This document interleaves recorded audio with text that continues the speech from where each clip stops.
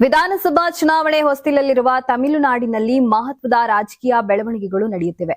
ಎಐಎಡಿಎಂಕೆ ಪಕ್ಷದ ಉಚ್ಚಾಟಿತ ನಾಯಕ ಮತ್ತು ತಮಿಳುನಾಡಿನ ಮಾಜಿ ಮುಖ್ಯಮಂತ್ರಿ ಒ ಪನ್ನೀರ್ ಸೆಲ್ವಂ ಡಿಎಂಕೆ ಸೇರಿದ್ದಾರೆ.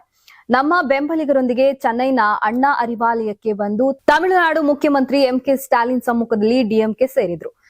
ಎಐಎಡಿಎಂಕೆ ಪಕ್ಷದಿಂದ 3 ಬಾರಿ ಮುಖ್ಯಮಂತ್ರಿಯಾಗಿದ್ದ ಪನ್ನೀರ್ ಸೆಲ್ವಂ ದಿವಂಗತ ಎಐಎಡಿಎಂಕೆ ಮುಖ್ಯಸ್ಥೆ ಜಯಲಲಿತಾ ಅವರ ನಿಧನದ ನಂತರ ಪಕ್ಷದೊಳಗೆ ದೀರ್ಘಕಾಲ ನಾಯಕತ್ವದ ವಿವಾದಗಳ ನಂತರ ರಾಜಕೀಯವಾಗಿ ಪ್ರತ್ಯೇಕಿಸಲ್ಪಟ್ಟಿದ್ದಾರೆ. ಜಯಲಲಿತಾ ಅವರ ವಿಶ್ವಾಸಾರ್ಹ ಆಪ್ತ 3 ವರ್ಷಗಳಿಗೂ ಹೆಚ್ಚು ಕಾಲ ತಮ್ಮ ಮಾತೃ ಪಕ್ಷವನ್ನ ಮತ್ತೆ ಸೇರಲು ವಿಫಲವಾದ ನಂತರ ಡಿಎಂಕೆ ಸೇರಿದ್ದಾರೆ. ಅವರ ಬದಲಾವಣೆಯನ್ನ ತಮಿಳುನಾಡಿನ ರಾಜಕೀಯದಲ್ಲಿ ಪ್ರಮುಖ ಮರುಜೋಡಣೆ ಎಂದು ವ್ಯಾಪಕ ನೋಡಲಾಗ್ತಿದೆ. ಎಐಎಡಿಎಂಕೆಯ ಮಾಜಿ ಸಚಿವ ಮತ್ತು ಹಾಲಿ ಶಾಸಕ ಆರ್ ವೈತಿಲಿಂಗಂ ಜನವರಿ 21ರಂದು ವಿಧಾನಸಭೆಗೆ ರಾಜೀನಾಮೆ ನೀಡಿ ನಂತರ ಚೆನ್ನೈನಲ್ಲಿ ಡಿಎಂಕೆ ಸೇರಿ ನಂತರ ಈ ಬೆಳವಣಿಗೆ ನಡೆದಿದೆ.